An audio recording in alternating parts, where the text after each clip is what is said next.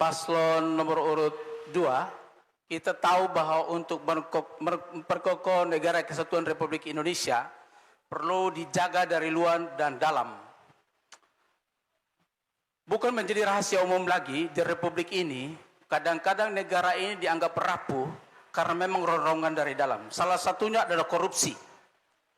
Korupsi ini betul-betul merusak negara dari dalam dan ini sangat berbahaya sekali jika hal ini tidak kita hentikan. Pertanyaannya adalah, apakah paslon nomor 2 setuju dengan korupsi atau tidak setuju? Jika setuju atau tidak setuju, tolong berikan tanggapannya. Terima kasih. Baik, masih ada waktu untuk bertanya? Hanya itu saja? Terima kasih. Ya. Silakan. Paslon nomor urut 2 menjawab pertanyaan dari paslon nomor urut 1 dalam waktu 3 menit dari sekarang. Oke, terima kasih untuk pertanyaannya. Penekanan tentang korupsi. Kami berdua ini tidak dalam sistem korupsi terjadi untuk individu-individu yang ada dalam pemerintahan. Tentu kami tidak setuju dengan korupsi karena itu merugikan kita semua. Ya, korupsi kebijakan, korupsi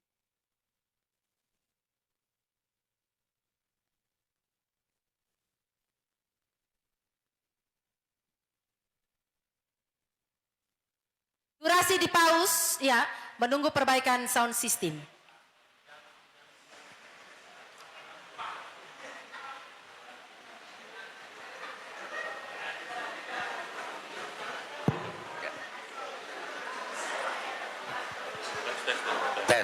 tes. Oke.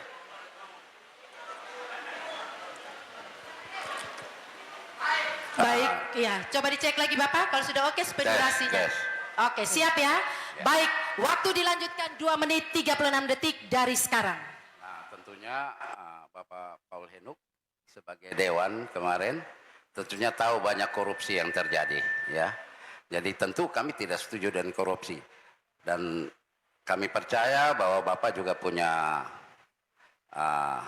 cara juga untuk memberhentikan korupsi terjadi di Rote Ndawi yang kita cintai ini bersama.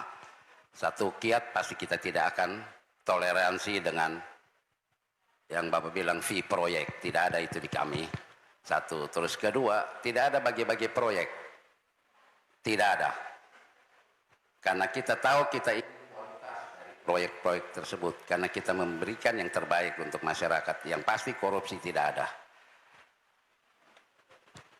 Pada prinsipnya kami sangat tidak setuju terhadap korupsi. Alkitab juga mengajar jangan mencuri, jangan mengambil hak orang, dan korupsi itu bertentangan dengan pemerintahan, bertentangan dengan agama manapun di dunia ini. Salah satu dari asta cita Pak Prabowo adalah memperkuat reformasi politik, hukum dan birokrasi, serta memperkuat pencegahan dan pemberantasan korupsi dan narkoba. Jadi sinergitas dari pusat sampai daerah, berantas korupsi harus dilakukan dengan tegas. Untuk itu dari awal, di dalam seleksi kepala dinas atau kasih atau semua pejabat yang berhubungan dengan kebijakan publik dan uang, kami semua melakukan fit proper test. Dan setiap orang ditempatkan sesuai dengan kemampuannya, ditempatkan sesuai dengan background-nya, dan ditempatkan sesuai dengan keahliannya. Pada prinsipnya, bahwa semua orang yang berada di dalam posisi harus teruji dulu. Bahwa SDM Rotendao ke depan dan birokrasi Rotendao ke depan sesuai misi kami adalah cerdas, berkualitas, dan takut Tuhan. Kalau takut Tuhan, maka para birokratnya tidak mencuri. Kalau takut Tuhan, maka anak buah di bawah juga akan ikut. Sekali lagi, saat pimpinannya dia takut Tuhan, maka kepala dinas, kepala bidang, kepala seksi, dan semua ke bawahnya akan ikut menjadi teladan dari pemimpinnya. Terima kasih, Tuhan Yesus memberkati. Nomor 2, kita sama-sama sepakat bahwa korupsi itu merusak negara, mengambil hak rakyat, melanggar hukum dan melanggar agama.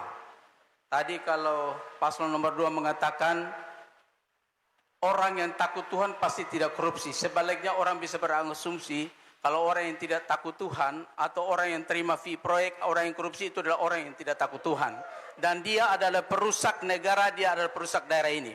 Oleh karena itu, saya sekali lagi terima kasih kepada paslon nomor 2 bahwa kita punya standing point yang sama kita punya semangat yang sama untuk berantas korupsi di Kabupaten Rotendao yang sama-sama kita cinta ini. Terima kasih.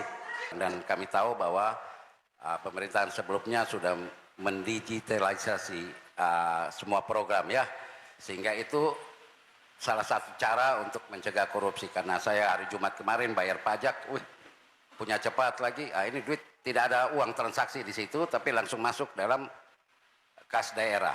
Dan ke depan pasti akan lebih sederhana lagi tugas-tugas yang dilakukan dan membantu masyarakat untuk mendapatkan pelayanan yang terbaik. Itu saja. Masih ada waktu tidak dimanfaatkan, paslon nomor urut 2.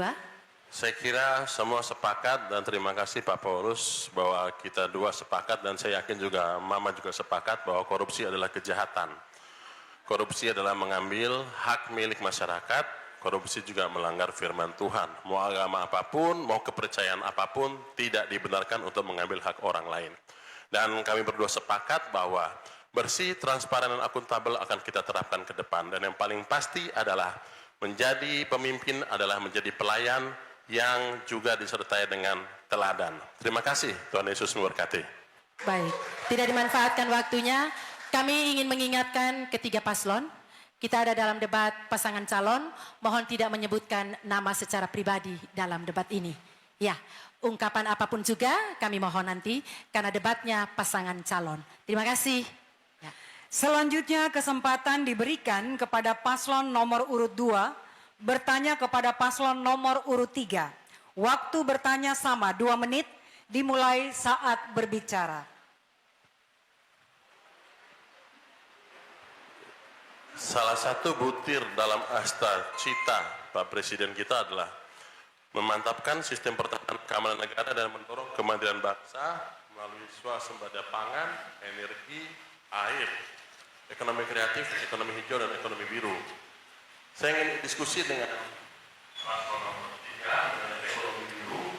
Seperti kita ketahui bahwa banyak saudara-saudara kita yang di pinggir-pinggir pantai yang menjadi nelayan, mereka memiliki tradisi yang turun-temurun, mungkin sudah ratusan tahun, untuk berlayar mencari uang ke Pulau Pasir di Australia. Hal ini tentunya sampai sekarang saya pribadi belum melihat ada solusi. Tapi satu sisi pada waktu saya bertemu dengan mereka, saya melihat memang peluang secara ekonomi, secara bisnis sangatlah tinggi jadi teripang.